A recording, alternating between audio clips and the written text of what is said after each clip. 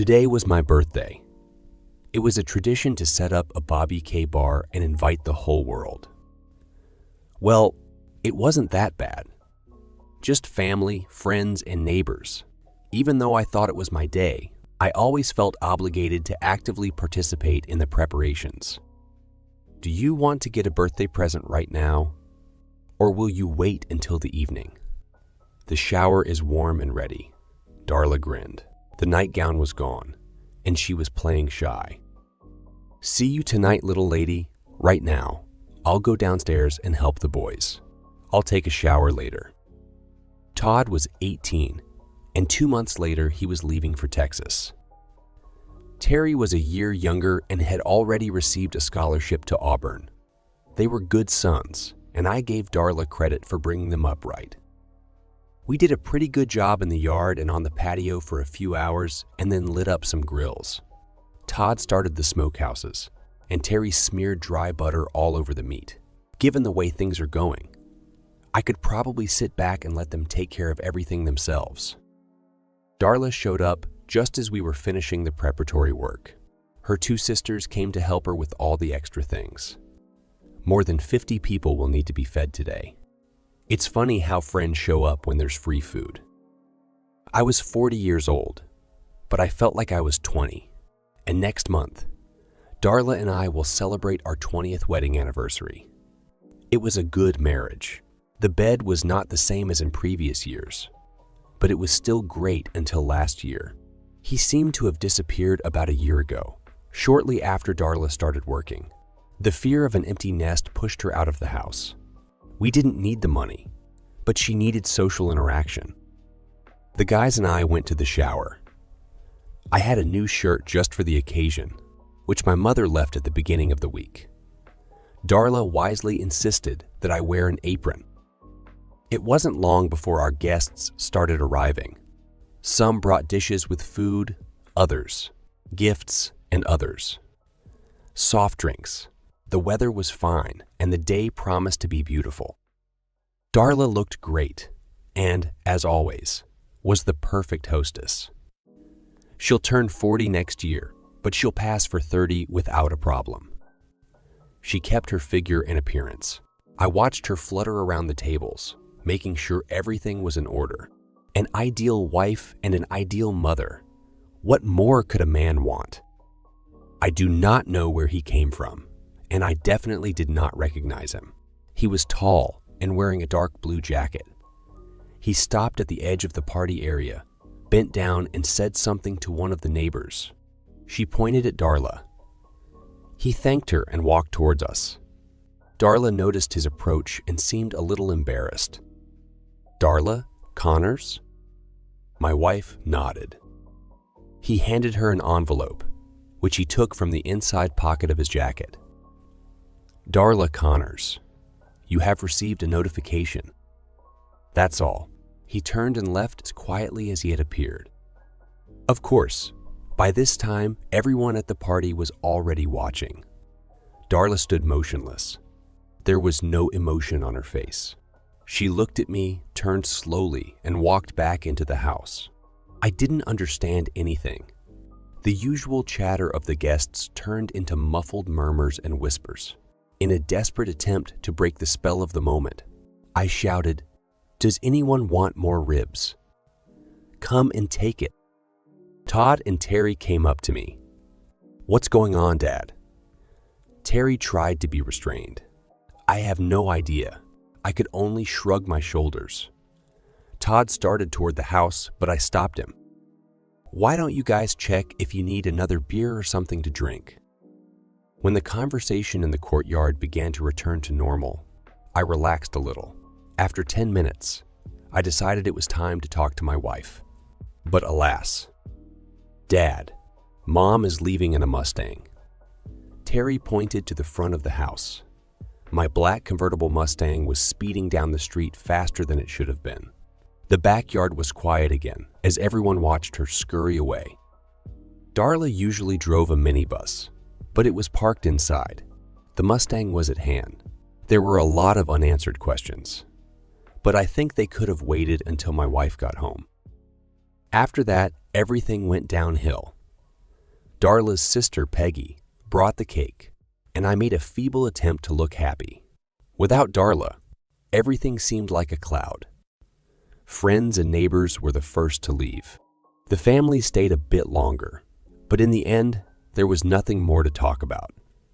Surprisingly, Darla's sudden departure was not a topic of conversation. I was alone with my two sons, and the house was quiet. They were both looking at me, waiting for some sign or explanation. I had nothing to offer. I sat on the couch while they went to bed. I was still there in the morning. Todd and Terry got up early. The smell of fresh coffee made me get up from the couch. Darla didn't come back.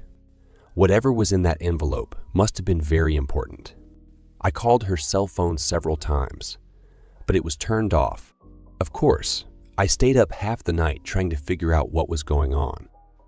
The guys easily guessed that I wanted to be alone. A long hot shower helped, but not too much. There was almost nothing I could do on Sunday. Tomorrow, I'll see if the police can help in any way. I don't know any cops or detectives, but I had a few friends in the courthouse. I hope they can help. We had one credit card and one debit card. The debit card was used for everyday things, and the credit card was used for larger purchases. If Darla is in trouble, she will have to use them. It took several days for credit card purchases to appear in a bank account, but debit payments were usually debited after a couple of hours. First, I checked the credit card activity and found nothing. A debit card is a completely different story. About 2 hours after Darla left the house, she bought gasoline at the Pennsylvania-Ohio border. 2 hours later, she bought gasoline in Illinois. And the last transaction was in Illinois, and the last transaction was in Atman, Cedar Rapids, where she withdrew $300. I was finishing my third cup of coffee when I realized she wasn't coming back. She wasn't just killing time. She was running away. I loved my wife and didn't want to hurt her, but I also didn't want to encourage her in what she was doing. Even though it was Sunday, I was able to cancel both cards in 10 minutes.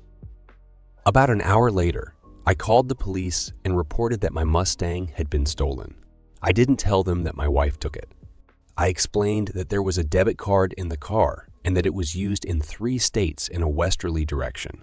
I was ashamed to lie to the police, but I thought it was the only way to attract attention to myself. They seemed more interested in getting rid of me than in asking me about the circumstances. I did a quick inventory of the house, and the only things that seemed to be missing were her purse and a small bag. I had no idea what she put in there. I spent several hours wondering what to do with her cell phone. Since I canceled the cards, I hoped that would make her call home and explain everything. I still didn't have time to have lunch. Before I knew it, it was time for dinner, and my sons appeared with a couple of pizzas. There's a ton of food left over from yesterday, but I have to admit that the hot slices were delicious. Finally, we started talking about what had happened. I summarized what I knew to them, and they offered their support. That night, I slept in my bed. Darla never called. I called work and took a week off. I was a little sick of this job, but it paid well. I was delivering gravel for one of the local quarries.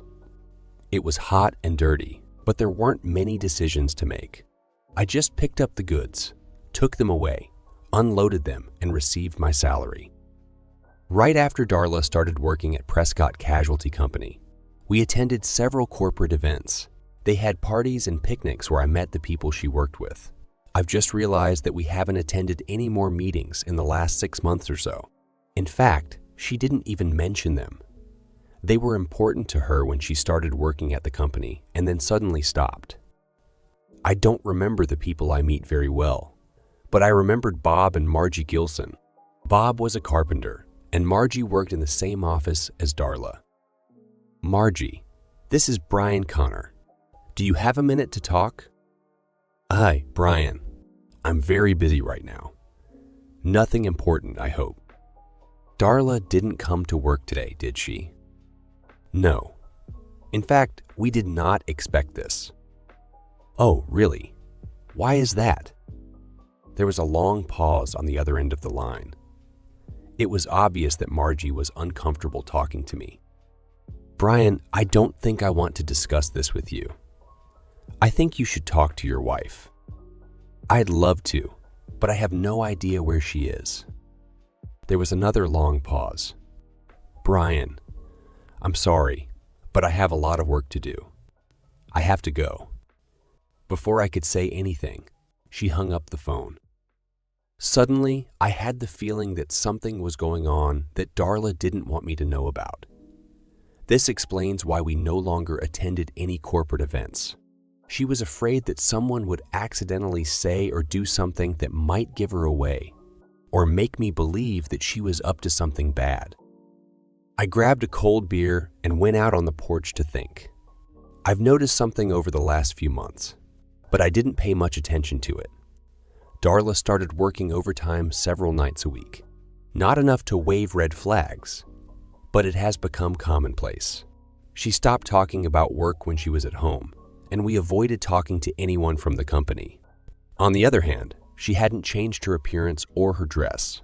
She didn't buy any new clothes or fancy underwear. There were no suspicious phone calls or emails that I could remember.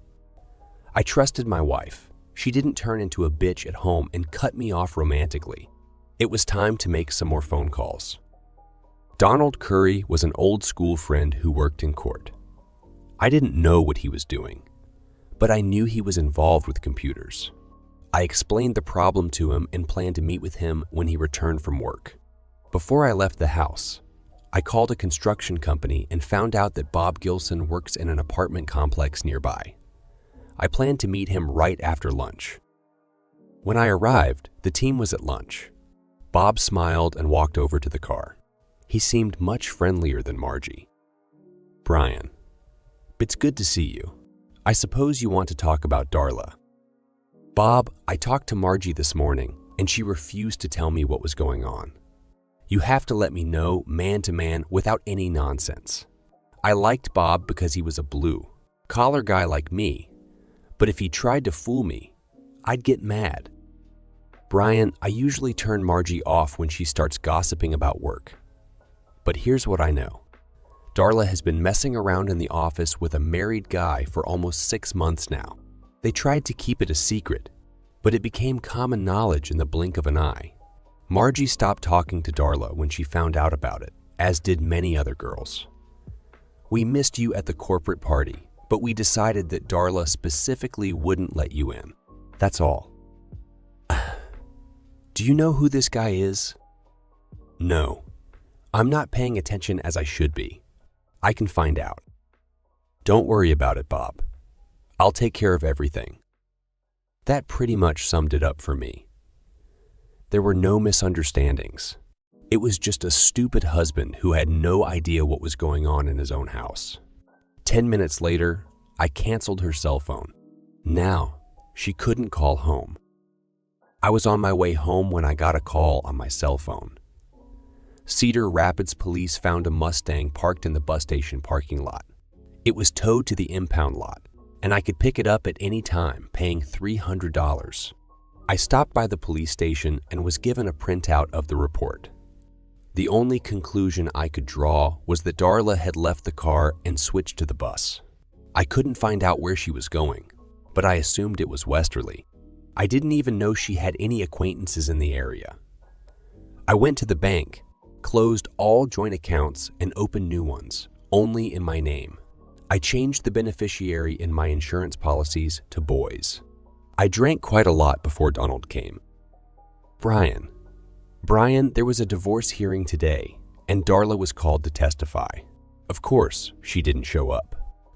Marcia Ridgway divorced her husband, Kelsey, using adultery as a reason. Mrs. Ridgway wanted Darla to testify that she was the woman with whom her husband committed adultery. So the divorce didn't take place without Darla's testimony? No. Everything went as planned. It appears that Mrs. Ridgway had photographs, videos, and taped phone calls that supported her claim. She didn't really need Darla's confession. I think she only called her to embarrass her. It seems to have worked. What is Darla's current situation? No one cares about that anymore. There is nothing new that she can contribute, and it doesn't matter. Kelsey Ridgway, more or less, confessed to everything after his wife's lawyer presented all the evidence. The judge granted the divorce claim on the spot. It becomes final in 6 months. He will receive large alimony payments to his wife and children. Does he have children? 3, all under the age of 10. He will pay for this mistake for a long time. Donald and I talked for a while. I thanked him for his help and asked the bartender for coffee. I drank a little too much, but I still managed to get home without killing myself or anyone else. It was stupid under the circumstances. I wrapped 6 ribs in foil and put them in the oven while I was taking a shower. Todd and Terry returned home and went straight to the pork. Todd was thrilled with the Mustang situation. After 20 minutes of discussion, I finally agreed to let both boys take the bus to Cedar Rapids and drive the car home. I gave them $600 to cover the expenses. Terry wrote a note on the computer in which I gave permission to pick up the car and take it home. He seemed to know what he was doing, so I kept my mouth shut and signed up. The next morning, we all had breakfast at the inn, and I dropped them off at the bus station. I giggled a little when they boarded. They had no idea what it was like to spend 2 days on the Greyhound. It was a great life lesson. I called the Cedar Rapids Police Department to have them waiting there. They promised that there would be no problems. There was one more thing I had to take care of. It didn't take long to figure out where Kelsey Ridgway's office was. When Margie saw me, she immediately reached for the phone, but it was already too late. I didn't introduce myself, but just started hitting him on the head and shoulders. He made a few feeble attempts to defend himself, but ended up behind his desk on the floor before the guards dragged me back. I felt much better. After that, events developed quickly. Before I knew it, I was at the police station, in front of a judge, and on my way to the county jail. There was no trial, just the judge and me. I got 60 days, and I didn't give a damn. At the first opportunity, I called the guys to bring them up to date. I could have sworn I heard Terry laughing on the phone. The house could be left empty for a few days. Well, it wasn't exactly the way it was shown on TV. I mean, it wasn't a walk in the park, but I didn't feel like my life was on the line or that I was going to be raped at any moment. It was mostly a bunch of nasty grandfathers who couldn't play well with others, and a bunch of stupid kids. Children and grandfathers hardly talked. There was no question of a separate camera. I ended up sharing a cell with a 300-pound gorilla named Jocko, who touched his wife when he caught her in bed with his brother. I didn't know what happened to my brother. Jocko and I got along great. Of course, I took the top bunk. The food in the dining room was heavier than I liked, and Jocko was more than willing to help me with what I didn't want to eat. Aside from the fact that he gassed more than any other man in the state, he was the perfect roommate. 3 days later, Terry and Todd paid me a visit. The car restoration trip went great, but they weren't expecting any bus trips in the near future. They had no information about Kelsey or her mother. They brought me 2 packs of cigarettes, even though I don't smoke. Todd said he considers them valuable for trading. He's seen too many movies. Jocko, however, was overjoyed when I gave them to him. He said he needed to smoke to lose weight. I had no trouble leaving the boys alone in the house. Todd left for school a week before I got out of prison. He got into the van and left the Jeep with Terry. Terry and I celebrated my homecoming by going to the Red Lobster. He was excited about starting his senior year in high school. Unfortunately, he had to go through this without me. I had other plans. Margie couldn't believe her eyes when I walked past her desk the next morning. I winked at her and headed back to Kelsey's office. 3 hours later, I was on the bus back to the county jail, this time for 6 months. Terry thought it was funny, and he immediately called his brother at College Station. Jocko greeted me with open arms. I handled Kelsey better this time. I even feel like I've broken something. Of course, I've never received any feedback, so I can't know for sure. I was fired from my job. A big surprise. There was enough money stashed away to pay for the house and cover living expenses. Terry took care of everything without any problems. Besides Terry, all the other members of my family came to see me regularly. Terry made sure that I always had tobacco for Jocko. Both of Darla's sisters came to visit and express their sympathy. Neither they nor anyone else in the family had heard anything about Darla. We actually had a family Thanksgiving and Christmas celebration in prison. I still had a month left when I lost Jocko. In fact, I didn't lose it, as it was released before me. His wife and brother had gone to Florida, and he had no idea what he was going to do. Terry thought it would be great to have Jocko as a guest until he settled in. He offered him a job at a tree pruning company, but Jocko decided to move south, where it was warmer. To Florida, I think. The night before Jocko left, Kelsey Ridgway was found in an alley in the center of the city, beaten to horror. He told the police that he was attacked by a monkey. I thought it was funny because I had an ironclad alibi. After my release, I decided that I'd had enough of Kelsey. In fact, he no longer worked in the area, and I didn't want to look for him. I took a course to learn how to operate large drilling rigs. It wasn't much harder than the dump trucks I was used to. I had to kill a few months before Terry got into Auburn, so I took the time to renovate the house. I wanted to sell it, but it was in my and Darla's names, and I didn't want any extra trouble.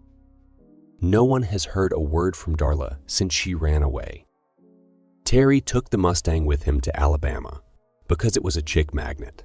I found a couple who were willing to buy a house with a cloud over it. I wasn't sure what that meant, but they got a good discount on the price. Their lawyer assured them that Darla's signature was not needed, and I wasn't going to argue with him. I just wanted to get out of it, freely and clearly. I used the down payment to buy a drilling rig with a sleeper. Before I knew it, I was on the road and free. I never bothered to file for divorce from Darla because I never saw the need for it. I wasn't interested in getting married again. You don't meet many interesting women in prison, and Jocko rejected me from the alternative. It looks like Darla wasn't going to divorce me either, because I didn't get any surprise in the mail.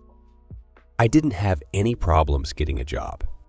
I wasn't desperate for money, so I could be a little choosy in my searches. It didn't take me long to learn the tricks of this craft, and I really enjoyed my new life. Things got interesting while I was delivering a load of agricultural machinery to South Dakota. It was June, so there were no problems with the weather. I dropped the load and headed south, about 5 miles off Highway 90 when I stopped at the Belly Up Diner. I just told the waitress to bring home her favorite dish and coffee. 3 large televisions were showing 3 different programs that no one was actually watching. The one closest to me was showing mostly political ads, and one of them caught my attention. John Hemingway ran for the U.S. House of Representatives. He was good-looking and seemed to have a silver tongue. Next to him, dressed as Jackie Kennedy with a big smile on her face, stood his new wife, Darla. My Darla. My thoughts were disrupted when the largest hash plate I've ever seen plopped down in front of me. That's it, big boy. Is there anything else you need? Who is this woman standing next to the clever talker? Betsy. The waitress snorted slightly. This is Hemingway's new candy. He needed a wife to run for president. There were rumors that he wasn't straight, if you know what I mean. I started dumping Tabasco on the hash pile. She looks a little old to be a candy. I guess you can't be too picky when you're in a hurry. However, she's pretty, and I think older women make the best lovers, don't they? Darla looked really good. Her blonde hair was now brown and looked like it had been styled in a fashionable salon. Her makeup was flawless, and her dress fit her like a glove. It wasn't really a dress, more like a tailored suit. I looked up from the TV and noticed that the waitress had returned to work. The hash was great, and it was easy to see why the parking lot was full. My coffee cup was filled twice before I put the plate away. The pie looked good, but I didn't have any room left. Betsy took my empty plate and put the check in front of me. Will he win the election? He's got a lot of money behind him from powerful people in Sioux Falls. None of the locals want anything to do with him, but we don't have the votes or the money to stop him. I smiled as I pulled out the money clip. You know something, don't you? Are you sure they got married? Yeah, they actually did it on TV, like it was a reality show or something, but no honeymoon. They said they were waiting until he took office. I was smiling when I dropped a tenner on the counter. Mister, you better tell me something before you walk out the door. I'm not looking for trouble, and I'm not sticking my nose where it shouldn't be. However, I would like to ask you a favor. Which one? Can I sleep for a couple of hours here in the yard before I hit the highway? No problem, but beware of these frivolous girls. They sneak up here from time to time. They are dirty and disgusting. I nodded my thanks and left. Betsy watched from the window as I climbed into the car. I was just starting to enjoy a well-deserved nap when there was a knock on the door. I ignored him for a few moments, but he didn't stop. Go away. I was allowed to park for a couple of hours. Whoever it was, he didn't leave, and I had to open the door. Betsy said I needed to talk to you. Do you have a few minutes? It was dark. It was dark. It was raining. All I could see was a stern-looking woman in a poncho. I didn't break any laws. Leave me alone. Just give me 10 minutes. She looked and sounded determined. I'm sorry, lady. I'm not interested in that. Go get one of the other guys. It's not what you think. I need to talk to you about Hemingway. I'll meet you inside in 10 minutes. That seemed to calm her down. She smiled slightly as she closed the door. Maybe it would have been better to just let her get into the car, even though she was soaked through. Pulling out my raincoat, I looked at my watch. I only managed to sleep for 3 hours. There was still a decent crowd in the restaurant. She was sitting in a booth by the window with 2 cups of coffee. Her hair was straight, shiny, black with a small white streak on one side. She wasn't really anywhere near a girl. She was at least 35, maybe 40. The whole look was rounded, with high cheekbones and no makeup. I held out my hand and sat down. Brian Connors. Sally Wilmot. Do you want to eat something? No. Thanks. I ate 3 hours ago. She replied with a polite smile. Betsy said you might know something about Darla Hemingway. I wanted to talk to you before you left. What is so important about Darla Hemingway? My brother Franklin is running against him in the election. Franklin represents the people in the area, farmers, ranchers, and Native Americans. Hemingway is supported by businessmen from Sioux Falls. We are not against business, but we do not feel that the locals will be treated fairly if Hemingway is elected. Okay, but I still don't understand what his wife has to do with all this. We don't know either. All we know is that something is wrong. Our election commission tried to check her biography, but found nothing. People from his campaign have not disclosed any information about her. Maybe it's nothing, but we're getting desperate. And Betsy said, maybe you know something. I think it's better for me not to become a professional poker player if the waitress reads me so easily. She leaned back in her chair. Ah, she was right. You really know something. Are you going to tell me? Or am I going to have to beat it out of you? I finished my coffee and grinned. I found her choice of words funny. In fact, it was just ridiculous. I waved my empty cup at Betsy and leaned forward. I think I like the second option better. I have no idea what came over me. It was not in my nature to be clever or to resort to hints, probably because I liked her behavior. She was self-confident and straightforward. I had the feeling that she always knew what she wanted and knew how to achieve it. Betsy refilled her coffee, and Sally Wilmot stared at me. I'm really sorry. It was rude and impolite of me. I will answer any questions.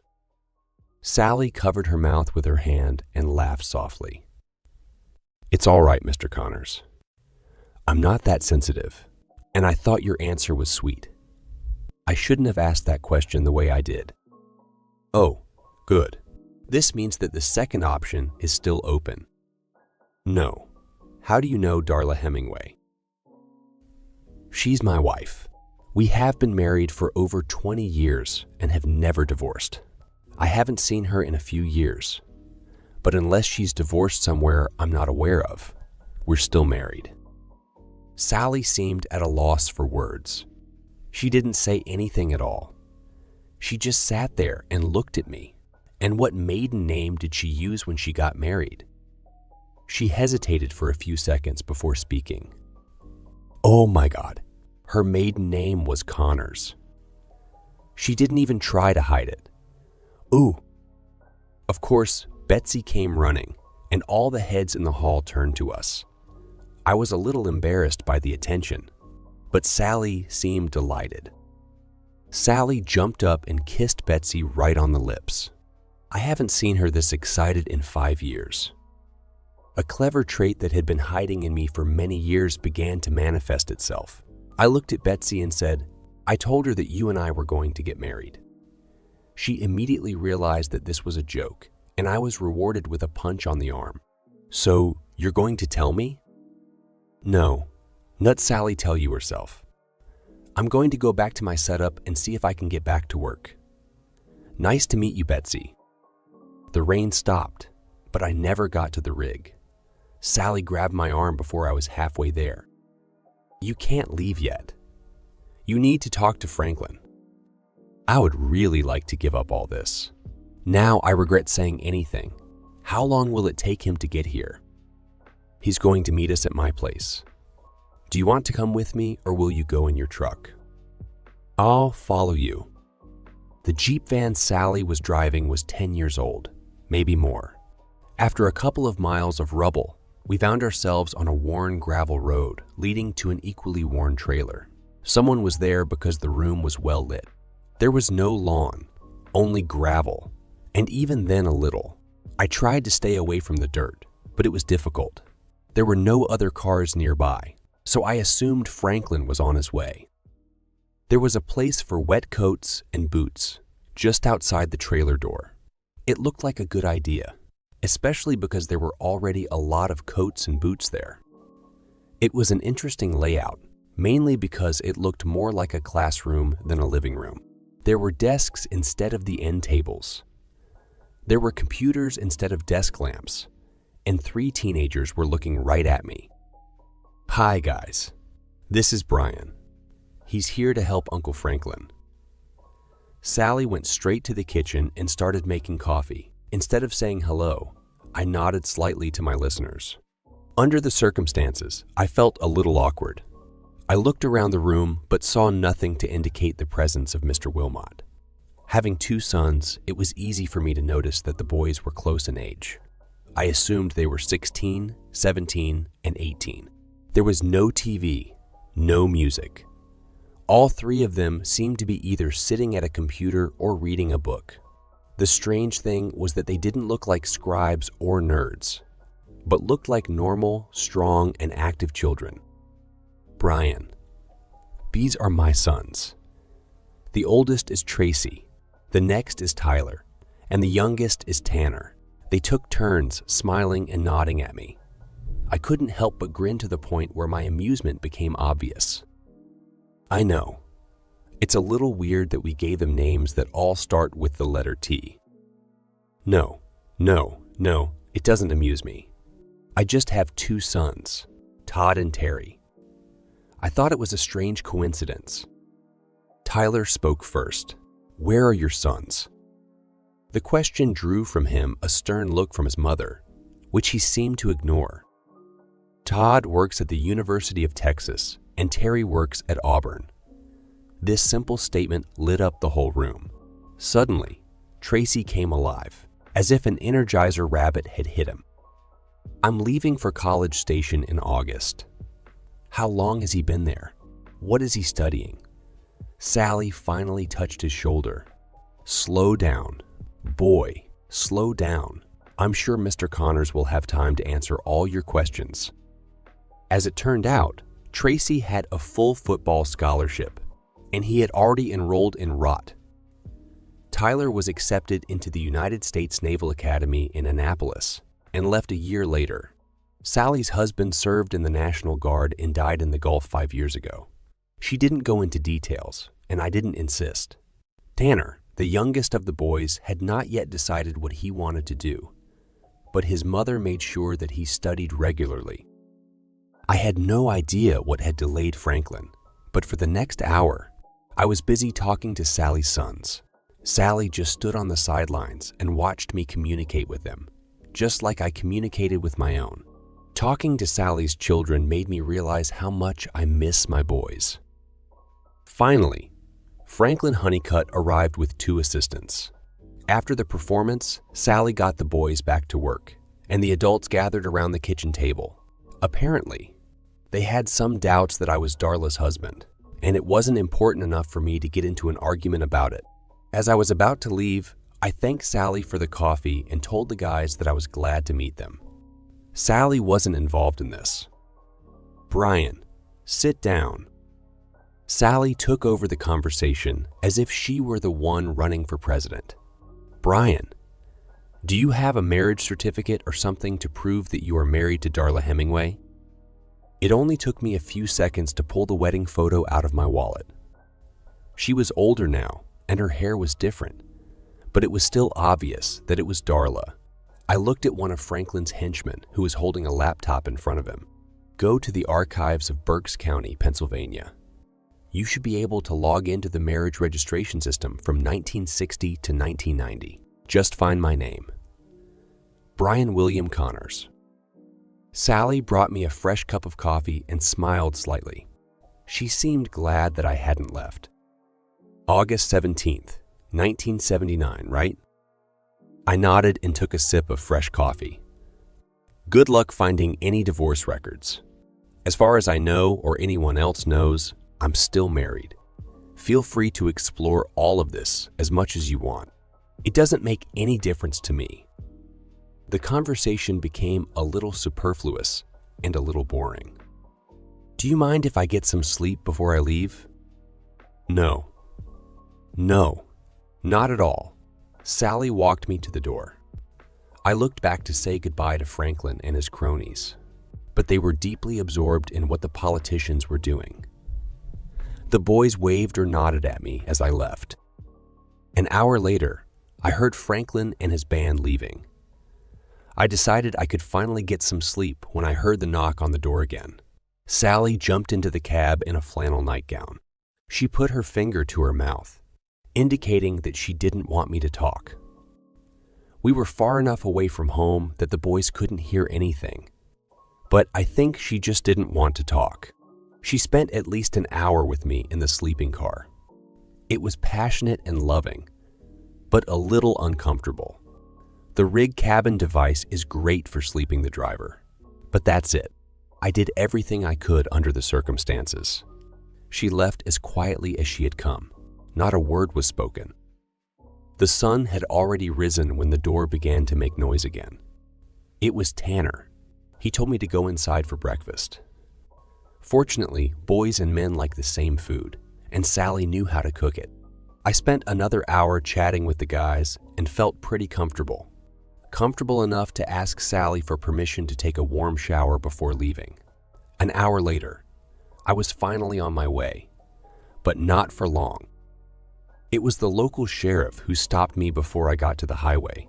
Looks like Mr. Honeycutt needed to talk to me some more. I had to follow the police car back to the Belly, where Franklin was waiting for me. He was just having breakfast and invited me to join him. Betsy brought me coffee and took the opportunity to wink. She must have been a closer friend of Sally's than I thought. It seems Franklin's lawyers wanted me to stay. I used the old hackneyed phrase, "time is money," to discourage him, but he just laughed and kept eating. It would be very easy to agree to everything and then just run away. But I decided that I might want to stay for a few more days, especially after last night. The company would pay for the motel room and food, but that was all they could do. It was a good opportunity for me to wash my clothes and catch up on paying bills and banking transactions. The Wi-Fi is excellent. I sent the guys a couple of emails and paid all the bills. I was just getting a second helping out of the dryer when Sally came in. I don't think I've ever seen a woman who looked better in jeans. She had 3 children and a beautiful body. Her blue Oxford shirt was not tucked in, but belted with a silver belt. Her skin shone with a natural radiance. "What are you doing here, Brian?" I shrugged innocently. "I'm folding the laundry." "You should have left. You said you were leaving this morning." "Everything has changed. Your brother asked me to stay for a few more days. I only came to see you last night because I thought you wouldn't be here today. I can't keep you here after that." She struggled to find the words. She didn't seem to expect any kind of relationship other than one night and had no idea how to handle it. I was amused by her confusion, and I considered it a reason for some fun. After talking to Franklin this morning, I'm seriously thinking about buying a house and staying here forever. Now I recognize dirt by its smell. What's really going on? I sat Sally down on a bench next to the dryers. "Your brother insisted that I stay for a few more days until they come up with something that would help me go after Hemingway. I promised to stay away from you and the boys until he gets it done. I didn't want to embarrass you or do anything that would make you feel uncomfortable." "That's not the problem, Brian. The boys like you. They wanted to know when you could come back. They were a little upset when I told them you were leaving. Tyler wanted me to talk to you about staying a little longer."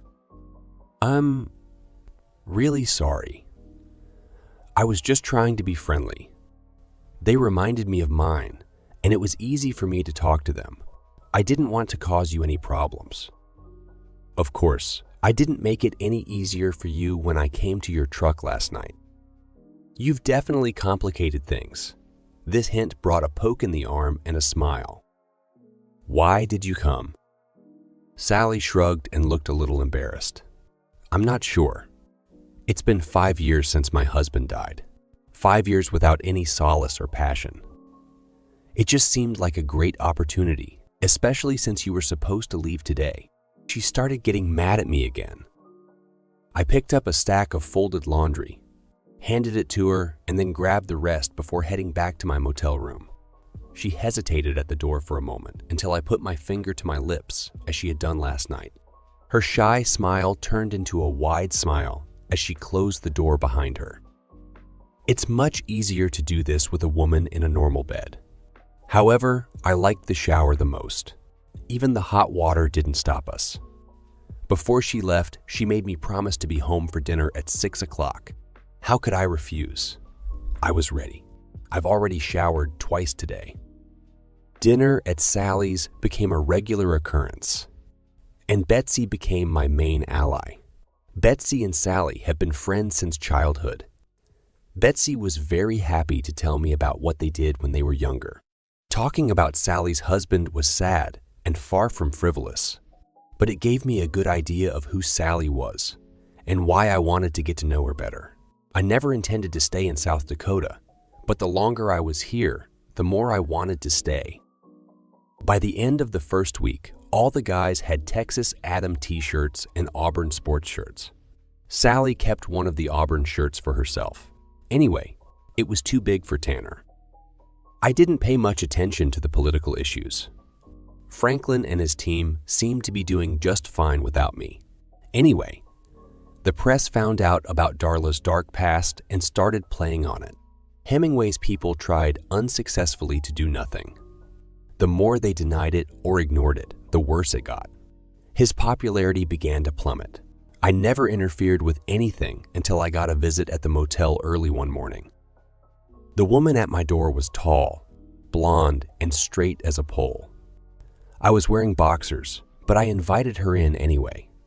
She avoided looking at me as I pulled on the 501st, but I watched her every move. She was wearing a dark suit with a white shirt and low black heels. Definitely a professional in her field. My name is Mary Beth Steinmetz. I'm a lawyer from the Leavitt Brothers in Sioux Falls. I assume you're Brian William Connors? She knew my middle name. Excuse me for a moment. I got up and went to the bathroom. Although I closed the door, I was sure that the noise I made when my water got into the toilet was noticed. I was going to be patient for a while, but I felt that this pompous woman needed to humiliate herself a little. Less than a minute later, I returned to the table. Our company represents the interests of John Hemingway. We recently learned that your marriage to Darla Connors was never properly terminated, and we hope to fix this problem. How? There are laws in the state that allow for quick dissolution of marriages under certain circumstances. We believe that we can take advantage of these statutes with your cooperation. Do you want me to divorce my wife? Yes. Why would I do that? She seemed puzzled. I don't think she expected such an answer. At the moment, I would be happy to get a divorce, but on my own terms, and I didn't want her to know about it. Miss Steinmetz just sat there and looked at me. Miss Steinmetz, would you be so kind as to explain to me in unprofessional terms why my wife and I no longer live together? Don't embellish and be completely honest. If you can do that, I'll think about continuing our conversation. She leaned back and undid the top button of her blouse. 3 years ago, your wife had an affair with a colleague. When you found out about it, she ran away because she couldn't look you or her sons in the eye anymore. She hasn't spoken to any of you since. Is that clear enough for you? That's good. It's a fact that you've hit the nail on the head. So what's the problem? If you follow the news, you know that Darla and Mr. Hemingway got into a little trouble. We cannot undo what has been done, but we hope to make it a little easier by arranging a quick divorce for her. That's right. And tell me again, what do I get out of this? N. Freedom. I'm happy with the way things are now. How will my life be better? What do you want, Mr. Connors? Do you need money? How much? Give me something to discuss. What terms of divorce do you propose? There are none. That's why it can be done so quickly. Neither money changes hands, nor assets that need to be divided, nor problems with storage. You both walk away with what you have at the moment, and neither of you owes the other anything. The deal is clean and final. How long will it take? Less than 90 days. So it will end before the election. Yes, I hope so. She admitted it, but she didn't want to play along. Should I see my wife? No. In fact, we'd rather you didn't. Do I have to stay here until this is over? The question made her sigh. Yes. Okay. I will agree to this on one condition. You have to pay for my room and board. Mary Beth Steinmetz suddenly had a smile on her face. I could tell it was better than she'd hoped. I could probably hook her up for a lot of money, but right now, just getting free sounded good. I can prepare the papers for your signature this afternoon. Will it be okay? That's fine.